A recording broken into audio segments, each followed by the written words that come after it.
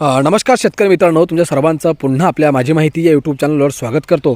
शेतकरी मित्रांनो, तुमच्यासाठी एक अतिशय आनंदाची बातमी समोर आलेली आहे। ती बातमी आहे PM किसान सन्मान निधी योजनेच्या रकमेच्या बाबतीतली। मित्रांनो, आता ही रक्कम वाढणार आहे आणि वाढत असेल तर किती रुपयांनी वाढणार आहे, कोणकोणत्या शेतकऱ्यांना मिळणार आहे, संपूर्ण माहिती व्हिडिओच्या माध्यमातून समजून घेणार आहोत। त्यामुळे मित्रांनो, तुम्ही हा व्हिडिओ शेवटपर्यंत बघा आणि आपल्या माझी माहिती या यूट्यूब चॅनलला तुम्ही अजूनही सबस्क्राइब केलं नसेल तर लवकरात लवकर सबस्क्राइब करून घ्या। तर चला मित्रांनो, बऱ्याच महिन्यांपासून बऱ्याच वर्षांपासून शेतकऱ्यांच्या मनामध्ये निर्माण झालेला हा प्रश्न की PM किसान सन्मान निधीची योजनेचे रक्कम जी आहे ते वाढली पाहिजे, तर अखेर ती रक्कम वाढणार आहे का समजून घेऊयात। बघा मित्रांनो, केंद्रीय अर्थसंकल्प 2026 सादर होण्यास आता फारसा कालावधी उरलेला नसून देशातील शेतकरी वर्गाचे लक्ष यंदा बजेटकडे लागले आहे। वाढती महागाई, शेतीसाठी लागणाऱ्या साहित्याचा वाढलेला खर्च आणि उत्पादन खर्च पाहता सरकारकडून मोठ्या दिलाशाची अपेक्षा शेतकरी व्यक्त करत आहेत।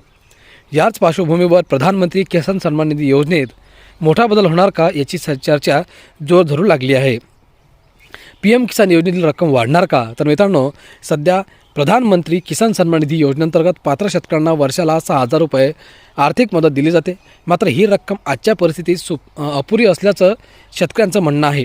त्यामुळे बजेट 2026 ही मदत 6,000 रुपयांवरून थेट 10,000 रुपये करण्याची घोषणा होऊ शकते, अशी जोरदार चर्चा सुरू आहे।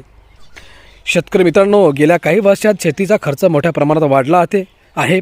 खते, बियाणे, कीटकनाशके, डिझेल, शेतीची अवजारे तसेच मजुरी यांचे दर मोठ्या प्रमाणात वाढले आहेत।